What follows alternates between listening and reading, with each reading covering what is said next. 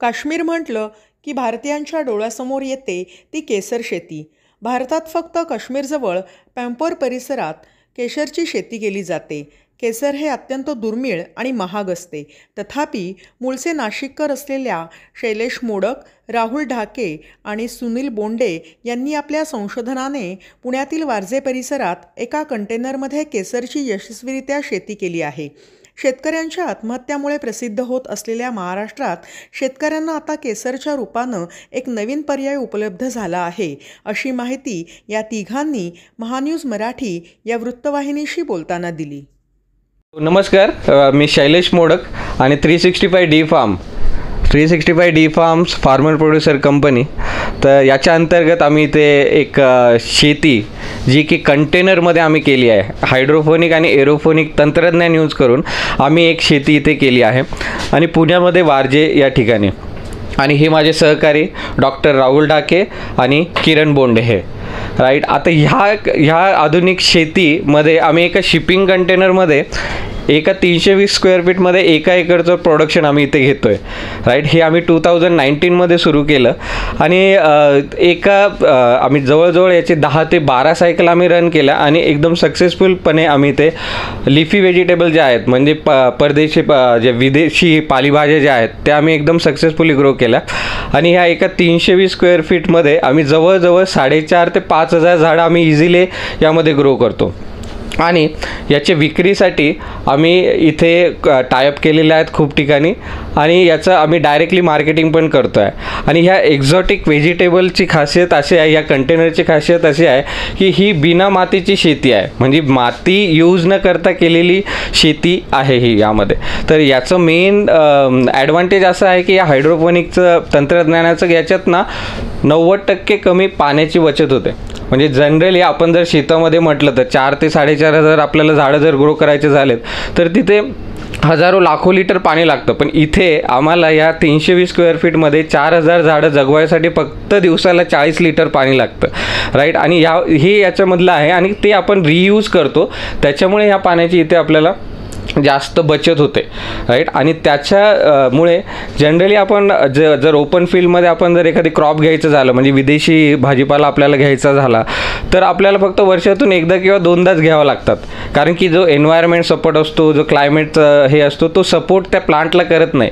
आणि झाडाला काय लागतं 4 ते 5च पॅरामीटर झाडाचे असतात, ते जर झाडाला प्रॉपर आले तर झाड येणारच. तर ह्या कंटेनरमध्ये आम्ही ते पॅरामीटर प्रॉपर त्या झाडासाठी मेंटेन करतो. झाडाला जे लागतं, लाईट लागतं, तर तुम्ही ते बघू शकाल तर झाडाचा जे सूर्यप्रकाश आहे झाडाला लागतो तो आम्ही LED माध्यमातून इथे आम्ही केलेला आहे. आणि हे प्रॉपर ग्रो लाईट आहे, कारण झाडाला ग्रो व्हायसाठी जे लाईट्स लागतात ते रेड आणि ब्लू स्पेक्ट्रम मेजरली लागतात. कारण तो पूर्ण अभ्यास आहे तो डॉक्टर राहुल ढाके यांचा आहे की लाईट कसे झाडाला लागतात आणि ह्या सगळ्या गोष्टी आम्ही झाडाला काय लागतं ही सगळ्या गोष्टी आम्ही मॅनेज करतो याच्यामध्ये.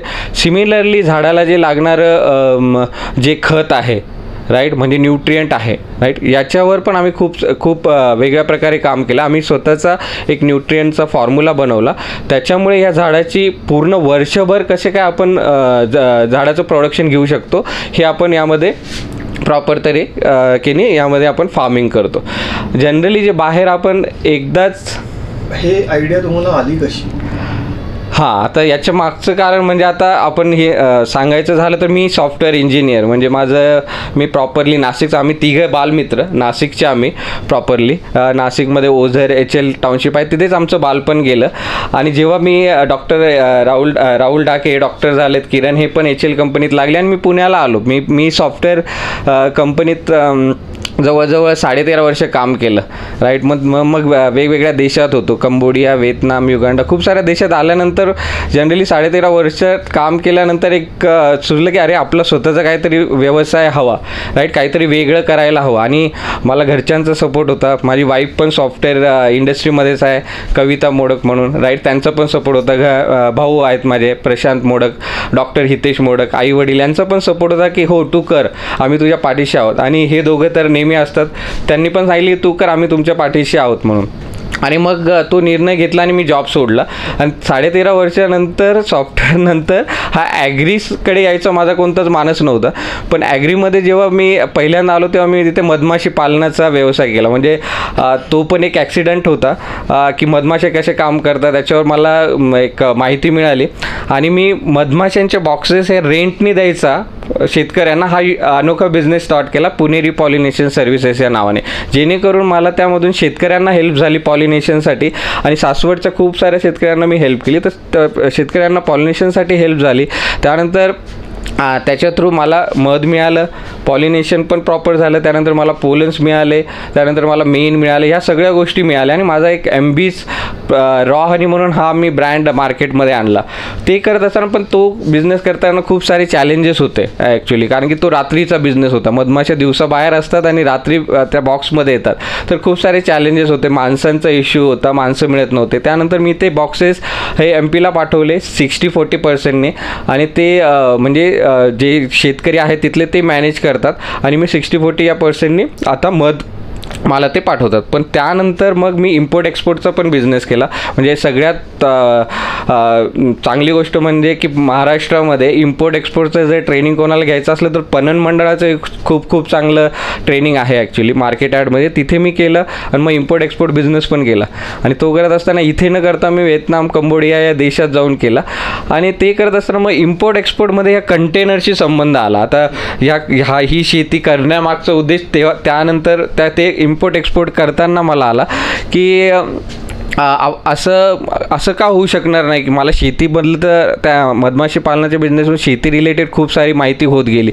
तिथे डॉक्टर विकास खैरे जे की अंजीर तज्ज्ञ होते त्यांचं मार्गदर्शन मला खूप चांगलं लाभलं राईट. आणि जेव्हा इम्पोर्ट एक्सपोर्ट करताना कंटेनरची ओळख झाली तर मी हा जो माझा एक थॉट होता की कंटेनरमध्ये शेती हा करता येईल की नाही हे मी माझा थॉट डॉक्टर विकास खैरे यांना पण बोलून दाखवला आणि पॅरलली डॉक्टर राहुल ढाके किरण यांना पण मी बोलून दाखवला.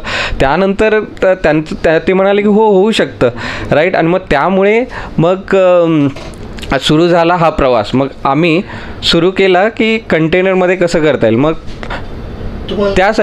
त्यासाठी आम्ही काय केलं, मुंबईला गेलो आणि मुंबईला जाऊन आम्ही JNPT जे आहे मुंबईमध्ये जे बंदर आहे राईट तिथून आम्ही एक shipping container use shipping container directly आणलं आणि ते पुण्यामध्ये आम्ही इथे येऊन वारजे या भागामध्ये ठेवलं आणि त्याचा डिझायनिंग पार्ट सुरू झाला. तर त्यामध्ये डिझायनिंग पार्ट कसं करणार म्हणजे शेती करायची मध्ये पण त्याच्यात डिझाईन कसं करणार. आता एवढ्याशा जागेमध्ये एवढं सगळं म्हणजे सीडिंगपासून तो हार्वेस्टिंगपर्यंतची सगळी यंत्रणा बसवायची पण त्याच्यासाठी डिझायनिंग पार्ट. मग त्याच्यासाठी किरण बोंडे जे आहेत त्यांचा हेल्प झाला कारण ते ऑलरेडी खूप या डिझायनिंग पार्टमध्ये त्यांनी काम केलेलं होतं. मग त्यांच्या हेल्पने आम्ही ते डिझायनिंग पार्ट पूर्ण मेजरली कवर केलं. आणि त्यानंतर मेन आलं की अरे झाडं जगवायचे पण झाडाची सायकल आपल्याला डिटेलमध्ये झाडाला जगवायसाठी जे लागतात न्यूट्रियंट लागतात राईट पण त्याची माहिती कशी काय मिळणार राईट. पण आमच्याकडे एक्सपर्ट डॉक्टर राहुल ढाके होते तर त्यांनी हा पूर्ण पार्ट सांभाळला. त्यांनी पूर्ण जे झाडाला लागणारे जे आहेत म्हणजे नायट्रोजन पोटॅशियम हे सगळे जे आहेत मायक्रोन्यूट्रियंट आणि मेजर न्यूट्रियंट यांचा अभ्यास त्यांनी सुरू केला पॅरलली. म्हणजे आणि मी जे यांचं सगळं जे मार्केटिंग होतं या कन्सेप्टला कसं इम्प्लिमेंट करायचं या गोष्टीवर माझं काम सुरू झालं. तर आम्ही हे कामं वाटून घेतलेत आणि पॅरलली याच्यावर काम सुरू झालं. आणि काही महिन्याच्या प्रयत्नानंतर हा कंटेनरचा पूर्ण हा उभा राहिला. आम्ही हे पेटेंटला पण टाकलं, ऑनलाईन पेटेंटला पण टाकलं. ती प्रोसेस लांब चालू आहे ॲक्च्युली राईट. केसर हा असा प्रॉडक्ट आहे की जो इंडोर घेता येईल की नाही याच्यावर पण आमचं मंथन खूप झालेलं राईट. कारण जेव्हा आम्ही विदेशी पालेभाज्या घ्यायचं ठरवलं तेव्हा आम्ही हर्ब्स याच्यावर पण काम करायचं पॅरलली चालू केलं होतं. तेव्हा आम्हाला लिस्टमध्ये केसर हे आमच्याकडे होतं पण त्याचा अभ्यास कसा करणार राईट. म्हणजे केसरबद्दल माहिती जी अवेलेबल आहे ती खूप लिमिटेड होती. मग आम्ही इंटरनेट सर्च केलं, खूप सारे बुक्स वाचलेत, काही थिसिस वाचलेत जे इंटरनेटवर अवेलेबल होते राईट. जे इंडियाच्या बाहेर जे करतात केसर जसं की डॉक्टर ॲड्रेन वगैरे आहेत जे इराणमधले आहेत ते इंडोर फार्मिंगमध्ये आहेत तर त्यांना पण आम्ही दुबईमध्ये जाऊन भेटलो. त्यांच्याकडून पण आम्ही माहिती घेतली केसर संदर्भात. आणि हा प्रॉडक्ट इंडोर घेता येईल याच्यावर आमचं ठाम मत झालं. आणि त्याच्यासाठी आम्ही जे सगळ्यात जास्त इंडियातलं प्रोडक्शन आहे केसरचं ते होतं पॅम्पोर. म्हणजे जम्मू काश्मीर हा एरिया, श्रीनगरच्या जवळ पॅम्पोर आहे, तिथे 25 किलोमीटरच्या एरियामध्येच हे केसरचं पीक होतं, बाकी कुठेच होत नाही. आणि जनरली आम्ही जेव्हा त्याची डिमांड बघितली की इंडियाला जनरली डिमांड आहे 100 टनाची, पण पूर्ण इंडियाचं प्रोडक्शन फक्त 4 टन आहे. तर जी 96 ते 97 टनाची जी रिक्वायरमेंट आहे ना, जी गॅप आहे ना, ती सध्या आपण बाहेरचं जसं इराण आणि बाहेरच्या देशातून फुलफिल करतो. तर आम्हाला ते पण फॅसिनेट होतं की जर ही गॅप आपण कमी करू शकलो आणि केसर जर आपण इंडोर इथे ग्रो करू शकलो तर नॉट ओन्ली शेतकऱ्यांचा पण भारताचा पण हा डिपेंडन्सीचा प्रॉब्लेम आपण सॉल्व करू शकतो, राईट. हा मोठा थॉट याच्या मागे होता. मग आम्ही केसरसाठी तिथे पॅम्पोरला जाऊन शेतकऱ्यांना भेटलो, त्याचा अभ्यास केला, तिथे कॉन्ट्रॅक्ट फार्मिंग पण आम्ही केली आणि तिथून आम्ही जे बी असतं केसरचं, राईट, त्याला कॉम म्हणतात, ते आम्ही पुण्यामध्ये मागवले. जवळजवळ 500 किलो आम्ही बी इथे पुण्यामध्ये मागवलं. मला सांगा, पॅम्पोरमधल्या ज्या भूमीमध्ये तिथल्या हे पीक येतं केसरचं, तर तिथल्या सॉईल इन्ग्रेडियंट्स वेगळे आहेत का काही, आणि ते सॉईल इन्ग्रेडियंट्स त्याच दर्जाचे असे बंदिस्त जागेत कसे तुम्ही ॲडजस्ट केलं? नाही, तो तुमचा प्रश्न एकदम बरोबर आहे. तर त्याच्यासाठी आम्ही एक केलं, जे पॅम्पोरमध्ये जी जमीन आहे, राईट, ते जमीन आहे तर त्याचं सॅम्पल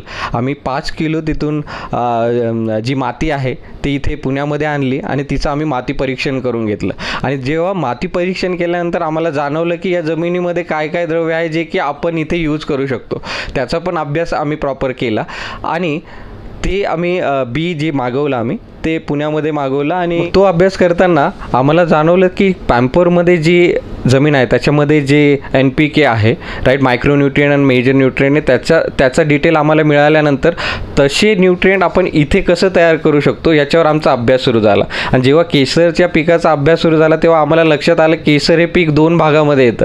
म्हणजे पहिला भाग म्हणजे त्याचं फ्लावरिंग असतं आणि दुसरा भाग म्हणजे मल्टिप्लिकेशन. म्हणजे एका केसरच्या बियाच्या 4 केसरच्या बिया होतात, राईट. तर पहिल्या भागात जे आम्ही अभ्यास केला तर त्याच्यामध्ये न्यूट्रिएंटचा जास्त उपयोग होत नाही. म्हणजे त्याच्यामध्ये जनरली जो ह्युमिडिटी आणि टेम्परेचर आणि एन्व्हायरमेंट ह्या पॅरामीटरचा जास्त उपयोग होतो. मग ते पॅरामीटर इथे कसं करता येईल त्याच्यावर अभ्यास सुरू झाला आणि इथे आम्ही तसा सेटअप बनवला, जे की सिमिलरली जे पॅम्परमध्ये एन्व्हायरमेंट आहे ना तशा टाईपसाठी आम्ही इथे जसं चिलर लावला प्रॉपरली, आम्ही ह्युमिडिफायर लावलं ह्युमिडिटी मेंटेन करण्यासाठी, डिह्युमिडिफायर लावलं जे की परत ह्युमिडिटी कमी जास्त करण्यासाठी. तर ह्या सगळ्या गोष्टी टेक्निकल गोष्टी आम्ही इथे केल्या. आणि जो दुसरा भाग तुम्ही म्हणालेत की न्यूट्रिएंट कसे, मग नंतरच्या भागात काय, तर त्याच्यासाठी पण आम्ही आमचा स्वतःचा एक मीडिया बनवला.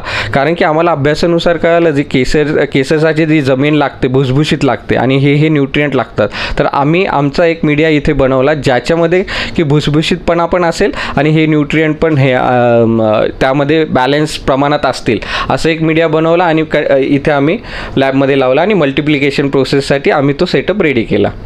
केसर हे अतिशय महागडं पीक आहे वगैरे वगैरे, तर त्याच्यासाठी लागणारी आर्थिक गुंतवणूक त्याबाबत तुम्ही तयारी कशी केली? तुमचं म्हणणं बरोबर आहे. दिसायला खूप हा खर्चिक आहे हा प्रोजेक्ट वाटतो, कारण तुम्हाला इथे खूप साऱ्या तंत्रज्ञानाचा वापर केलेला दिसतो, राईट. तुम्ही जर याचं संरचना याच्यामधली बघितली तर जवळजवळ 8 बाय 20 स्क्वेअर फीटमध्ये आम्ही हा प्रोजेक्ट बसवला आहे, राईट. आणि जवळजवळ जी शेती ओपन फील्डमध्ये जे अर्ध्या एकरची शेती असते ती आपण ह्या 160 स्क्वेअर फीटमध्ये बसवली आहे. म्हणजे तेवढंच उत्पादन आपण इथे अपेक्षित करतो आहे. तर याच्यामध्ये आपण वेगवेगळे रॅक केले आहेत, राईट. तर यामध्ये जवळजवळ आपण 500 किलो जे बी आणले ते इथे ठेवलेलं आहे. संरचना बघायची झाली तर तुम्ही इथे जे चिलर आम्ही यूज केलं आहे, जे की तापमान नियंत्रणासाठी आम्ही यूज करतो, AC यूज केलेला आहे, ह्युमिडिफायर आहे, डिह्युमिडिफायर आहे, लाईट स्पेशली जे की सूर्यप्रकाशाचं काम करतात ते यूज केलं आहे. त्यानंतर जे IoT आहेत, म्हणजे ही सगळी जी संरचना आहे आम्ही मोबाईलवर कंट्रोल करतो. म्हणजे not only temperature, humidity, temperature, सगळ्या गोष्टी ज्या आहेत, सगळं एन्व्हायरमेंट आम्ही सध्या मोबाईल थ्रू कंट्रोल करतो, राईट. तर ही खर्चिक गोष्ट आहे असं जाणवतं. पण जर आपण याचं अर्थकारण बघितलं तर जनरली हे जे बिया ज्या आहेत ना याचा खर्च सगळ्यात जास्त आहे. कारण ह्या ज्या बिया आहेत ना या बिया आपल्याला मिळतात काश्मीरवरून घ्यावं लागतात, राईट. तर याचा खर्च आहे, याचा खर्च जवळजवळ ह्या बिया मिळतात आपल्याला 400 ते 1200 रुपये किलो या दराने आपल्याला तिकडून खरेदी करावं लागते. ती क्वालिटीवर डिपेंड असते, राईट. आणि ते खरेदी केला तर तो मेजर खर्च याच्यामध्ये होतो. तो खर्च केल्यानंतर जे इंटरनल संरचना आहे याच्यामध्ये पण खर्च होतो. म्हणजे तो जर आपण टोटली जर याचा खर्च बघितला तर तो खर्च जातो 8 ते 10 लाखाच्या दरम्यान, पूर्ण खर्च आपण जर बघितला. पण जर आपण याचं उत्पादन बघायचं झालं तर काश्मीरमध्ये जनरली केसर फक्त एकदाच येतं, बरोबर. पण इथे आपल्या प्रयोगामध्ये आपण इथे ट्राय करत आहे की केसर एकदा नाही, वर्षातून खूपदा घेता यावं. पण तरी ह्या एवढ्याशा 120 स्क्वेअर फीटमध्ये आपण जवळजवळ 1 ते 1.5 किलो केसरचं उत्पादन घेण्याचं आपण अपेक्षित करतो आहे, राईट. तर 1 ते 1.5 किलो जे केसर येणार आहे त्याचा जर आपण रेट बघितला म्हणजे 499 किंवा 500 रुपयेपासून तर तो 900 रुपयापर्यंत पर ग्रॅम जातो. जर तो आपण ॲव्हरेज जरी पकडला 600 रुपये 700 रुपये पर ग्रॅम, तरी त्याचा खर्च जो आहे तो म्हणजे 6 ते 7 लाख रुपये आपल्याला फक्त या केसर विकूनच मिळतील, राईट. तर हे गणित यामध्ये बसतं. आणि परत त्यानंतर जे केसरच्या त्या बिया आहेत ना ह्या 8 वर्ष चालतात, राईट. म्हणजे जो एकदाच केलेला खर्च आहे, राईट, तो पुन्हा पुन्हा करायची गरज पडत नाही. आणि जो हे जे केसरचे कॉम आहे ते डिसेंबर नंतर ना एकाचे 4 बल्ब होतात, राईट. तर पुढच्या वर्षी आपल्याला बिया घ्यायची गरज पडत नाही ॲक्च्युली. आणि आपण सुद्धा ह्या बियाची विक्री करून पण आपण पैसे यामधून काढू शकतो. तर हा जो आपण जर बघितला तो वर्षभरात 1.2 इयर्सचा ROI रिटर्न ऑफ इन्व्हेस्टमेंट आपल्याला सहज मिळू शकते. आणि पुढच्या वर्षी त्याच्यामधून सुद्धा आपल्याला केसर मिळू शकतं. तर ह्या तऱ्हेने आपण त्याचे आर्थिक हे मॅनेज करू शकतो. शक्यतो व्यापारी लोक म्हणजे आपल्याला व्यापारात प्रतिस्पर्धी होऊ नये म्हणून काळजी घेत असतात. पण काश्मीरमधला शेतकरी तो पण भोळा भाबडा आहे का? त्यांनी पण तुमच्याशी अतिशय व्यावहारिक व्यवस्थित बोलणी केली आणि त्यांनी कसं सहकार्य दिलं तुम्हाला? नाही, आपण जनरली बघतो की तुम्ही म्हटल्याप्रमाणे बरोबर की व्यावहारिक ज्ञान खूप सारं असतं ॲक्च्युली. पण जेव्हा आम्ही त्या काश्मीरच्या पॅम्पोर एरियामध्ये शेतकऱ्यांना भेटलो तर त्यांनी खूप चांगलं सहकार्य केलं, राईट. म्हणजे आपल्याला शेत दाखवण्यापासून शेत त्यांनी आम्हाला उकरूनसुद्धा दाखवलं. म्हणजे त्यामध्ये बल्ब किती असतात, किती क्रॉप येतं याची सगळी माहिती त्यांनी आम्हाला बसून चांगल्या प्रकारे त्याची आम्हाला माहिती दिली आणि खूप चांगल्या प्रकारे त्यांनी सहकार्य केलं. फक्त एक आहे की तिथपर्यंतच आपण पोहोचू नाही शकलो आत्तापर्यंत असं मला वाटतंय. जर आपण तिथपर्यंत पोहोचलो तर तिथल्या शेतकऱ्यांना पण याची खूप सारी आवश्यकता आहे, कारण की त्यांना पण डायरेक्ट मार्केट इथे ना शहरामध्ये उपलब्ध होऊ शकतं.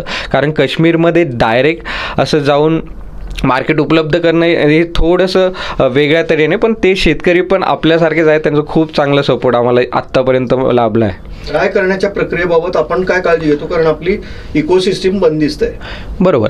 आता हे केसर जे असतं त्याच्या पिकामधून एका जे कॉम आहे एका बीमधून ना जे फूल येतं त्याला 3 पार्ट असतं त्याच्यामध्ये. केसरचं जर आपण फ्लावरिंग बघितलं तर हे केसरचं फ्लावरिंग आहे.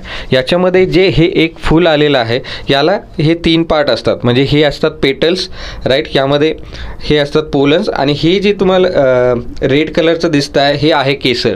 तर एका फुलामध्ये फक्त 3च केसरच्या यामध्ये पंक्ती असतात, राईट. तर त्या आपल्याला निवडून त्याच्यातून वेगळे करावं लागतात. आणि तुम्ही म्हटल्याप्रमाणे जे ड्राय करायची प्रोसेस आहे, राईट, ती तर ड्राय करायची प्रोसेस लागतेच. तर त्या प्रोसेससाठी आम्ही आमचं एक ड्रायर मागवलं आहे, जेणेकरून त्यामध्ये आम्ही ते तापमान 35 डिग्री टू 50 डिग्रीपर्यंत तापमान घेऊन जातो आणि ते आम्ही युनिट यूज करतो ड्राय प्रोसेससाठी, राईट. नैसर्गिकरित्या ड्राय होणं, शुष्क होणं, जे त्याला मूळ त्याचा अर्थ आकारमान किंवा एकूणच तो पदार्थ तयार करण्यासाठी आकार निर्माण होतो, ते आणि कृत्रिमरित्या ड्राईंग ह्याच्यात काय तौलनिक अभ्यास आहे? यामध्ये आमचा अभ्यास झाला, चांगल्या प्रकारे अभ्यास केला. कारण पहिला जेव्हा आम्ही हार्वेस्टिंग केली तर तुम्ही म्हटल्याप्रमाणे हा मला चॅलेंजेस आला होता की थोड्या ड्रायनेस प्रोसेसमध्ये. पण जेव्हा आम्ही याचा पूर्ण अभ्यास केला तेव्हा जाणवलं की एका स्पेसिफिक टेम्परेचरमध्ये जर आपण याला प्रॉपरली ड्राय केलं तर याची जी गुणवत्ता आहे ना आपण प्रॉपरली मेंटेन करू शकतो. तर आम्ही टेम्परेचरचं गणित आहे ते साध्य केलं आणि आम्हाला जसा रिझल्ट हवा आहे तसा आम्ही त्याच्यामधून मिळवला. गुणवत्ता नेमकी कशावर ठरते? हां, आता याचं म्हटलं तर याच्यामध्ये जे क्रोकोसिन जो पार्ट आहे मेजरली, राईट. कारण केसरमध्ये ना उपयोग खूप आहेत केसरचे. तर मेजरली डाईंग याच्यासाठी होतं, कलरिंगसाठी केसरचा उपयोग होतो, मेडिकल पर्पजमध्ये होतो, राईट. तर याच्यामध्ये जो क्रोसिनचं प्रमाण आहे, राईट. तर ते क्रोसिनचं प्रमाण हे आपण चेक करतो किती आहे क्रोकोसिनचं प्रमाण, आणि त्यानुसार याची मग गुणवत्ता ठरते आणि त्याची रेंज असते, राईट. ग्रेड 1, 2, 3 या रेडनुसार आपल्याला केसर मिळतं. बाजारात सुद्धा आपण जर गेलं तर आपल्याला केसर वेगवेगळ्या ग्रेडमध्ये मिळतं, म्हणजे ग्रेड 1, ग्रेड 2, 3, राईट. तर आपल्याला आत्ता सध्या आपल्याप्रमाणे ग्रेड 2 आणि ग्रेड 1च्या केसरमध्येच आपल्याला जो आउटपुट आता सध्या मिळत आहे यामध्ये. ग्रेड 1, 2, 3च्या रेट्स पण तसेच बरोबर. आता कसं आहे, गुणवत्तेनुसार त्याचे रेट आहेत. जर आपण ग्रेड 3चं जर बघितलं, म्हणजे ज्यामध्ये जनरली पोलन्स मिक्स असतात, म्हणजे रेड आणि येल्लो कलर मिक्स असतात ग्रेड 3मध्ये, तर याचं जर आपण बघितलं तर ते खुल्या बाजारात त्याची विक्री जवळजवळ 120-130 रुपये ग्रॅम याप्रमाणे जाते. नंतर ग्रेड 2 म्हटला तर तो साईजवर डिपेंड असतो वरचा, राईट. तर त्या साईजनुसार त्याची किंमत ठरते. तर त्याची किंमत ही पुढची म्हणजे जवळजवळ 250 रुपये ते 400 रुपयाच्या आसपास जाते. आणि ग्रेड 1 हा एक नॅगिन हा जो पार्ट आहे, नॅगिन म्हणतात त्याला, तो हा मेजर जो पार्ट आहे तो आहे ग्रेड 1, आणि याची विक्री खुल्या बाजारामध्ये जनरली जर आपण रिटेलमध्ये जरी बघितलं ना तर याची प्राईस जाते 450 रुपये ते 900 रुपये या प्रमाणात. कारण त्याचं 900 रुपये याप्रमाणे त्याची किंमत पर ग्रॅम 400 ते 900 रुपये पर ग्रॅम याने त्याची विक्री आता सध्या करतायत. ॲग्रिकल्चरमध्ये जेव्हा आलो तेव्हा मी सांगितल्याप्रमाणे डॉक्टर विकास खैरे, राईट, हे अंजीर तज्ज्ञ होते, राईट. अनफॉर्च्युनेटली आम्ही 2020 जानेवारीमध्ये त्यांना वी लॉस्ट हिम, ॲक्च्युली त्यांचं निधन झालं. पण त्यांच्याकडून आम्हाला मेजरली या ॲग्रिकल्चरचं आम्हाला मार्गदर्शन मिळालं. त्यानंतर जो सगळा ॲग्रिकल्चरचा जो न्यूट्रियंटचा भाग आहे, खतं वगैरे, तो तर डॉक्टर राहुल ढाके यांचा जो एक्सपर्टीज आहे ते पॅथॉलॉजिस्ट आहेत. तर त्यांच्यामुळे त्यांचं सेल डिव्हिजन याच्यावर खूप चांगलं कार्य आहे. त्याच्यामुळे जेव्हा ही गोष्ट आली आम्हाला खतं बनवण्याची, न्यूट्रियंट कसे द्यायचे, तर त्यांचा खूप आम्हाला अभ्यास झाला. तर ह्या गोष्टी आम्ही मॅनेज करू शकले. मनुष्यबळ आणि जनरली जे मनुष्यबळ तुम्ही म्हणतात की मेजरली जर आपण मनुष्यबळाचं हे प्रोजेक्ट उभं करताना आम्हाला आम्ही मित्रांचीच सहकार्य लाभलंच, राईट. पण जर मनुष्यबळ जे शेतीमध्ये यूज करतात आणि इथे मनुष्यबळाचा जो प्रॉब्लेम आहे तो पण इथे सॉल्व्ह होतो. म्हणजे जनरली इंडोर फार्मिंगमध्ये कमी मनुष्यबळ लागतं. जर आपण ओपन फील्डमध्ये जर गेलो आणि तिथे जनरली प्रॉब्लेम काय येतो, केसर एवढं महाग असण्याचं कारण एक मेजर कारण असं पण आहे की केसरचं जे हार्वेस्टिंग होतं ते आपल्याला सकाळी 4 ते 6च्या दरम्यानच करावं लागतं, सूर्य उदयाच्या अगोदर. आणि तेव्हा हा लेबरिंग वर्क जास्त आहे, म्हणजे प्रत्येक लेबरला ते बसून ते काढावं लागतं. तर तो प्रॉब्लेम ह्या इंडोर याच्यात सॉल्व्ह होतो, राईट. कारण या AC आणि कंटेनर याच्यात आपण मॅनेज करू शकतो की कोणत्या टाईमला आपण हार्वेस्ट करायचं, तो आपल्या हातात असतो. आणि इथे जो वर्कर आहे, लेबर आहे, तो एकदम आनंदाने काम करतो. तर यामध्ये लेबर पण कमी लागतं इंडोर याच्यात, मनुष्यबळ पण खूप कमी लागतं याच्यामध्ये. भविष्यकालीन प्लॅन्स काय ठेवलेले आहेत?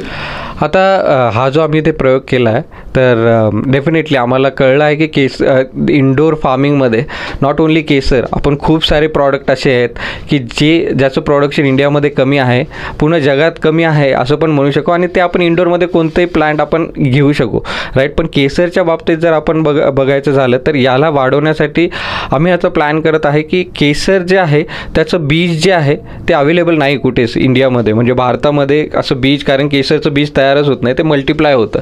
तर मल्टिप्लाय जर कोणाला जर केसर करायचं झालं तर त्याला मल्टिप्लिकेशन करणं खूप जरुरी आहे. तर मल्टिप्लिकेशन हा सुद्धा एक बिझनेसचा एरिया आहे जिथे की आम्ही वर्कआउट करायचं आत्ता डिसाईड केलं आहे. आणि नॉट ओन्ली छोटं तर सगळ्यात मोठं केसरचं इंडोर फार्म लवकरात लवकर सुरू करून त्याच्यातून नॉट ओन्ली फक्त शेतकऱ्यांचं, नॉट ओन्ली फक्त आमचा, पण पूर्ण भारताचा प्रॉब्लेम कसा सॉल्व्ह करता येईल ॲक्च्युली जास्तीत जास्त प्रोडक्शन काढून, त्याच्यावर आमचं पुढचं प्लॅनिंग आणि नियोजन सुरू आहे.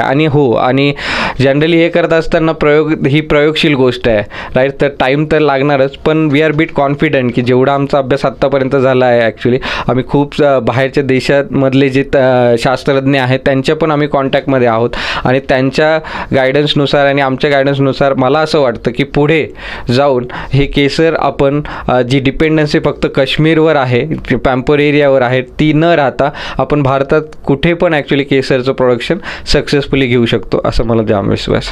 स्पर्धेच्या युगात चतुरुद्योजक त्याला म्हणतात की जो प्रोडक्शनच्या नादी न लागता मधल्यामध्ये मार्जिन काढतो आणि ह्या व्यवसायात करोडो रुपये आहेत, तर तो विचार तुम्ही ह्या बाबतीत केला होता का? फ्रँकली स्पीकिंग ॲग्रिकल्चर करताना म्हणजे पैसा कसा जनरेट करणार, राईट, हा विचार आमचा झालेला होता. म्हणून जनरली स्टार्टिंगला जेव्हा आम्ही कंटेनर फार्मिंग, जेव्हा आम्ही हा बिझनेस सुरू केला, तर नॉट ओन्ली फक्त आम्ही प्रोडक्शन विकून पैसा उभा करण्याचा आमचा मानस होता, पण आम्हाला ही जी सिस्टम आहे, राईट, तीच आम्ही सेल करायचा आमचा मानस होता. म्हणजे शिपिंग कंटेनर देणं, राईट, म्हणजे हा जो प्रोजेक्ट आहे हा फक्त कंटेनरमध्ये न करता कोणी पण ॲक्च्युली घरात जर करायचा म्हटलं, आपल्या बेडरूममध्ये करायचं म्हटलं, फ्लॅटमध्ये करायचं म्हटलं, कुठे शेतीमध्ये, पॉली हाऊसमध्ये, छोट्या एरियामध्ये करायचं म्हटलं, तरी आपण त्याचे सेटअप उभारणी करून देणं, याच्यावर पण आमचा पॅरलली अभ्यास चालू आहे. ते पण सर्व्हिस आम्ही प्रोव्हाइड करण्याचा आमचा पुढचा मानस आहे. So me doctor Rahul Dhake and my profession में पॅथॉलॉजी आहे. समहाऊ मेडिकल रिलेटेड आणि खूप साऱ्या गोष्टींचा मला इंटरेस्ट होता.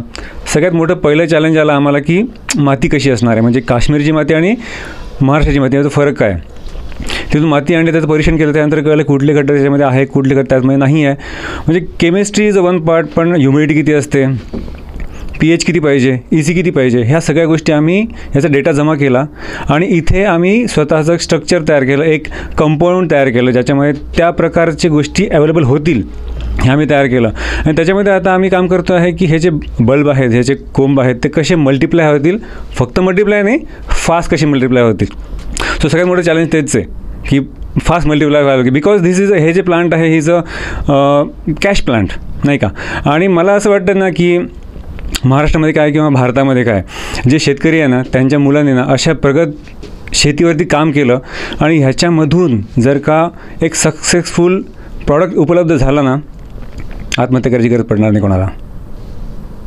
महाराष्ट्रामधल्या आणि भारतामधल्या जे शेतकऱ्यांची मुलं आहेत त्यांना माझी अशी इच्छा आहे की त्यांनी मेक इन इंडियाचे जे धोरण आहे पंतप्रधान नरेंद्र मोदींचं, याच्याबरोबर प्रगतशील शेतकरी व्हावं आणि असे मोठमोठे प्रोजेक्ट करावे. आणि नुसतं काश्मीरमध्येच नाही तर भारतामध्ये काय, महाराष्ट्रामध्ये गावागावात केसरची शेती व्हावी, असा आमचा उपक्रम आहे आणि आम्ही प्रत्येकाला मदत करायला तयारच आहे.